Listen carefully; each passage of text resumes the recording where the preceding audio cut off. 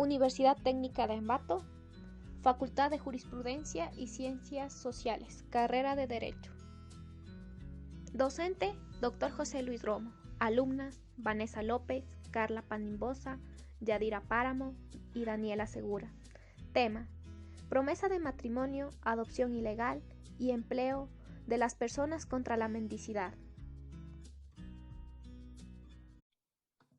Promesa de matrimonio o unión de hecho servil. Este delito se encuentra tipificado en el Código Orgánico Integral Penal en el artículo 106. ¿Qué es la promesa de matrimonio o unión de hecho servil? Es más conocida como matrimonio servil. Es aquel por el cual una persona, por lo general mujer, mayor o menor de edad, sin que le asista el derecho a oponerse, es prometida o dada en matrimonio a cambio de un dote, puede ser en dinero o en especie. Quien recibe el dote es quien la dio o prometió para contraer nupcias. El matrimonio servil supone explotación laboral y o sexual a un miembro de la pareja. Además, implica situaciones de esclavitud, aislamiento, control, violencia física, sexual y reproductiva. Es también este delito considerado uno como de trata de personas, ya que se da a la persona a cambio de algún beneficio. La sanción que se encuentra tipificada en el Código Orgánico Integral Penal da de 10 a 13 años. Dentro del matrimonio servil también se encuentran las causales del matrimonio servil, entre las que podemos destacar la desigualdad de género. Esto se da debido a que se considera que la mujer no posee autonomía bajo sus decisiones y por esto los padres, en este caso, son mayoritariamente los que dan a las mujeres para que se casen con su nuevo cónyuge, y esto se da para que se mantenga el control para ellas, y también se da para garantizar su virginidad. En cuanto a la otra causal es los conflictos. Esto se da ya que existen mujeres que son raptadas, secuestradas y son obligadas a casarse con sus victimarios. Estos pueden ser combatientes, excombatientes, narcotraficantes, y esto también contribuye al matrimonio servil porque no se da el matrimonio por voluntad de ambos, sino la mujer es obligada a casarse con él. Y también aquí se dan situaciones de violencia y sobre todo aislamiento, porque las mujeres no se les permite pues ver a su familia, se las mantiene en una casa únicamente encerradas. Entonces, esta es otra causal del matrimonio servil. También se da las prácticas culturales y religiosas. En nuestro país se ha tratado de eliminar esto, pero lastimosamente en la cultura indígena aún se sigue practicando este tipo de matrimonio, en donde los padres dan a su hija, a su nueva familia, y esta tiene que entregar ya sea terrenos, animales, a cambio de este matrimonio. Y la principal causal del matrimonio servil es la pobreza, debido a que las personas o las familias creen que al dar a sus hijas en matrimonio pueden estar solventando algunas falencias económicas o suben su nivel económico debido a que piden dinero por casarse con sus hijas. Entonces, estas son las principales causales del matrimonio servil. Este acto, el matrimonio servil o la promesa de matrimonio, corresponde un delito según el Código Orgánico Integral Penal, y esto haciendo un análisis de las 4 categorías dogmáticas del delito, entre la que está la Carlita, pásale, please. Entre la que está primero tiene que ser una acción humana. Esta es una acción humana que es del hecho de entregar a la persona para que contraigan nupcias y además recibir el beneficio a cambio de esto. Es típica porque se encuentra tipificada en el artículo 116 del Código Orgánico Integral Penal, en donde dice que la persona que dé o promete en matrimonio a una persona para que contraiga matrimonio o unión de hecho a cambio de una contraprestación será sancionada con una pena privativa de libertad de 10 a 13 años. Es antijurídica porque lesiona un bien protegido por el Código Orgánico Integral Penal, en este caso los derechos humanos. Aquí se encuentra la libertad, porque, como manifesté hace un momento, implica situaciones de aislamiento. La persona no es libre de decidir. También implica un delito contra la integridad, porque dentro del matrimonio servil se produce violencia física, sexual y reproductiva. La conducta es culpable porque se encuentra tipificada y por ende se entiende que es de conocimiento público el delito al ser publicado en el registro oficial. Eso es en cuanto al matrimonio servil o promesa de matrimonio o unión de hecho servil.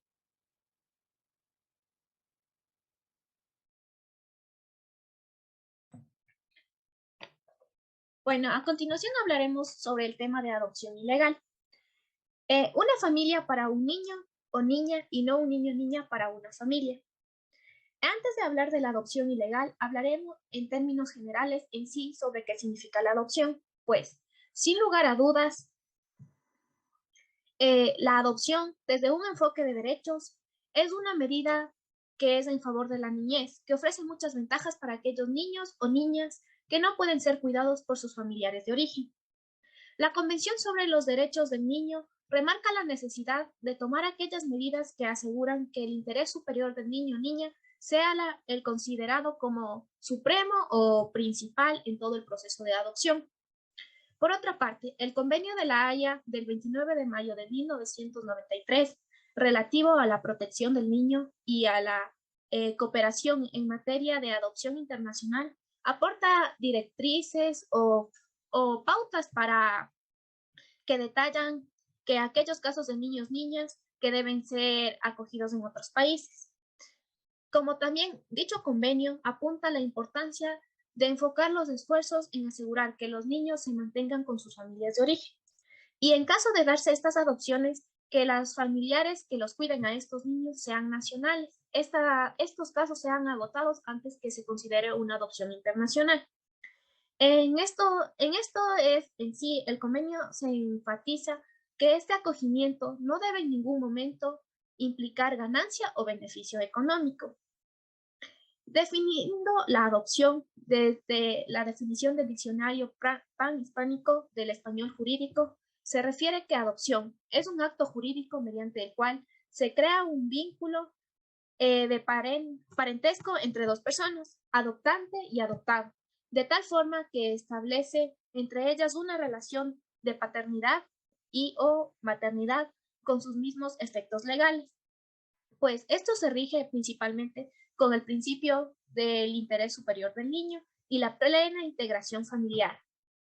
La adopción constituye un mecanismo de protección del infante por parte del Estado, específicamente enfocándose para niños, niñas en situación de abandono. Ello permite el fiel cumplimiento de sus derechos al brindarles así una óptima desarrollo integral y su familia que tenga como un derecho, en base al interés superior del niño por no haber recibido de su filiación legítima. Hablaré sobre los requisitos esenciales. El primero es el interés superior del niño o niña, el segundo, el principio de subsidiariedad, el tercero, el consentimiento informado de los padres y biológicos, y cuarto, la prohibición de ganancias financieras. Seguidamente hablaré en sí sobre la adopción ilegal. En sí, desafortunadamente aún con este marco internacional, miles de familias han adoptado a niños de manera ilegal. Por ejemplo, el consentimiento de las madres no ha sido otorgado, se han emitido certificados de nacimientos falsos y se han generado ganancias y beneficios financieros inadecuados de manera sistemática.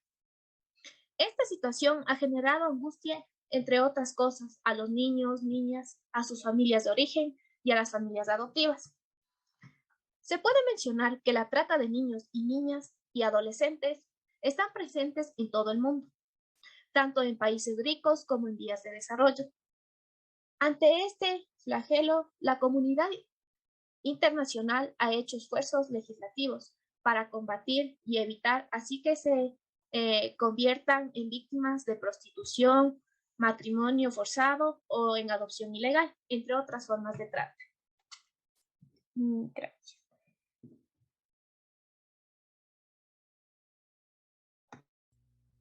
Una vez abordado el tema de adopción y entrando un poco a lo que es adopción ilegal, debemos conocer la definición y de acuerdo a la guía de las buenas prácticas de la Conferencia de la Haya sobre el derecho internacional privado, decimos que la adopción ilegal resulta de aquellos abusos tales como son la sustracción, la venta o tráfico de niños o otras actividades ilícitas relacionadas con los niños. Así también, la adopción ilegal se define como obtener por medio de documentos falsos la custodia, la patria potestad y la tutela de un niño o una niña, mediante un beneficio económico, ya sea para el padre, la madre o tutor o para un tercero que se haya apropiado ilegalmente del menor. La adopción está relacionada con conductas ilícitas que vulneran los derechos de los niños, tales como a su identidad, a vivir en una familia y atentan principalmente contra el principio del interés superior del niño. Así también, la adopción ilegal y el tráfico de menores suele ir unidos con delitos como el tráfico de personas, la falsificación de documentos, la alteración de la identidad, el secuestro, el abuso sexual y en muchas ocasiones con la prostitución infantil. Para entender un poco mejor este tema, voy a dar a conocer algunas características de la adopción ilegal, en donde decimos que es un acto aparentemente jurídico que genera un vínculo legal entre el adoptante y el adoptado, en donde el niño está en calidad de apropiado, más no de adoptante, ya que la acción jurídica está destinada a crear falsamente una relación filial. El sujeto agente presenta una característica esencial, que es la facultad para implementar o facilitar programas de adopción. Por favor, cámbiale de diapositiva. Dentro de algunos hechos pasados que han marcado la adopción ilegal es que durante la época franquista de España, entre los años 1939 y 1975, los bebés que nacían de opositores eran secuestrados y dados en adopción a familias leales a Franco. Entonces, muchas personas se vieron involucradas en esta práctica, pero principalmente se dieron esta práctica en lo que son los doctores, las parteras, la iglesia y los servidores públicos que se beneficiaban económicamente de esta actividad.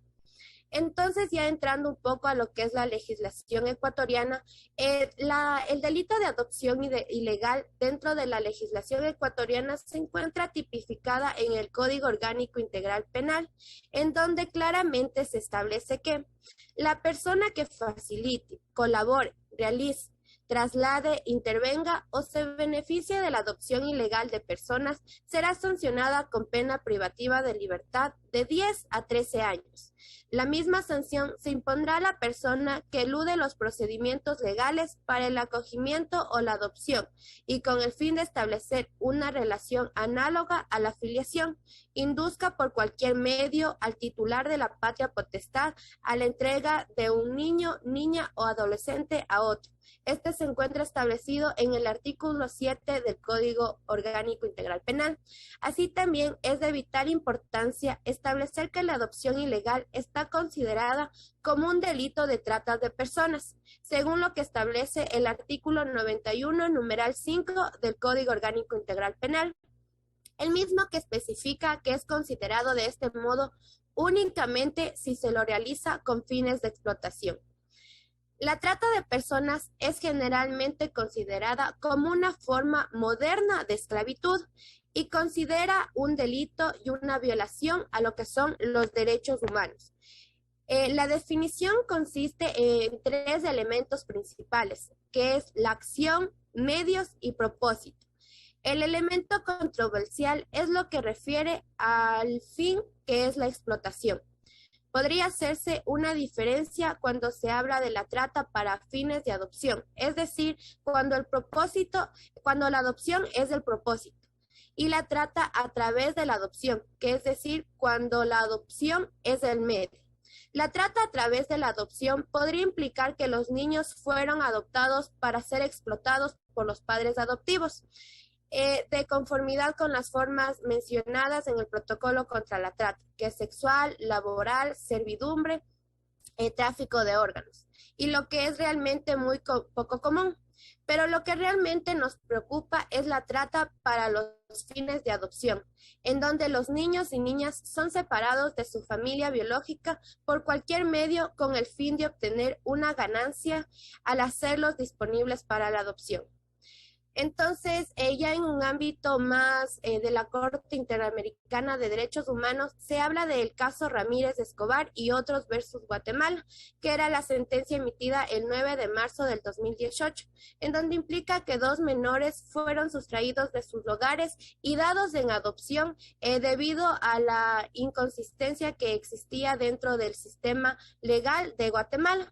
Entonces, es importante que dentro de estas sentencias se mencionaba que es importante que los estados viabilicen los medios para la adopción sea legal y no se haya cometido actos ilegales en lo que es la adopción.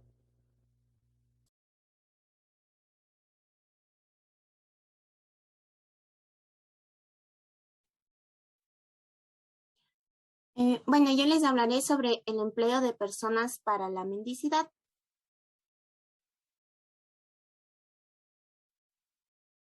El concepto. La Real Academia Española define a la mendicidad como el estado y situación de mendigo, es decir, la persona que habitualmente pide limosna, y la acción de mendigar, que es aquella en la que se pide limosna de puerta en puerta, solicitando el favor de alguien con importunidad y hasta humillación. Por su parte, la Enciclopedia Jurídica define a esta acción como la condición y vida del mendigo que subsiste de la limosna que implora y obtiene. Esta definición refleja una situación económica nada florecente, donde la mendicidad se ve como una plaga, pero también deja al descubierto una situación de ociosidad malsana. Por su parte, el Diccionario Jurídico Elemental lo define como la acción de mendigar por necesidad o de disimular esta para estafar por vicio o recurso lucrativo, en la que se solicita con insistencia y sin dignidad un favor o servicio ajeno. En cualquiera de estos aspectos, la mendicidad constituye un mal social que revela el desequilibrio entre las clases sociales. Las características de la mendicidad o indigencia son diversas, tales como la desigualdad social, la carencia de educación, las migraciones, el desempleo, la deserción familiar y la pobreza socioeconómica. Según lo evidenciado en las ciudades de nuestro país, la mendicidad es un problema que afecta a la integridad de las personas que son víctimas de los desajustes sociales. Dentro de algunos dictámenes realizados por la Corte Interamericana de Derechos Humanos en su informe sobre la pobreza y derechos humanos en las Américas, se establece la responsabilidad de los estados de garantizar el ejercicio en igualdad y sin discriminación de los derechos económicos, sociales y culturales. La situación de exclusión, desventaja y discriminación que viven las personas en situación de pobreza se podría ver agravada por normas y prácticas que restrinjan la realización de ciertos actos, conductas y actividades en espacios públicos por ser considerados indeseables o contrarios al orden, como lo serían en los casos de actividades relacionadas con la mendicidad, dormir y deambular en las calles, entre otras. La sanción o criminalización de dichos actos y conductas, anudado a los obstáculos que estas personas viven en situación de pobreza, a menudo enfrentan para acceder a la justicia en igualdad de condiciones, contribuye a acentuar su exclusión y estigmatización. Por esto, la Corte Interamericana de Derechos Humanos considera que la prohibición de la mendicidad es una violación a los principios de igualdad.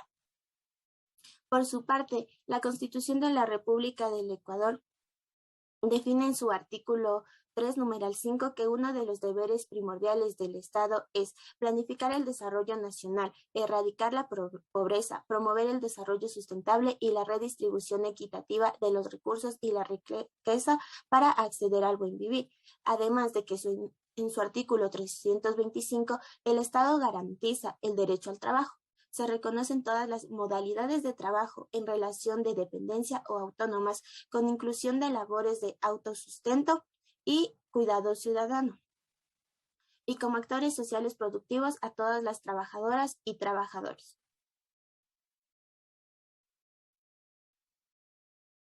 Por su parte, como tipicidad, se encuentra en el título 4 del COI, Código Orgánico Integral Penal, en las infracciones en particular. En su artículo 91 se establece que una forma de trata de personas constituye la explotación, toda actividad de la que resulte un provecho material o económico, una ventaja inmaterial o cualquier otro beneficio mediante el sometimiento de una persona o la imposición de condiciones de vida o de trabajo obtenidos de, en su numeral 6, la mendicidad.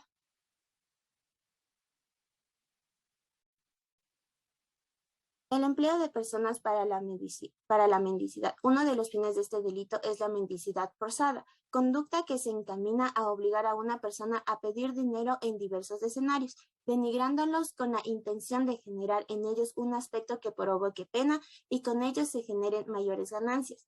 La mendicidad es considerada un problema social que se da por la carencia de recursos necesarios para satisfacer las necesidades humanas básicas. Las personas que están involucradas en ella no poseen los ingresos económicos suficientes para su sustento.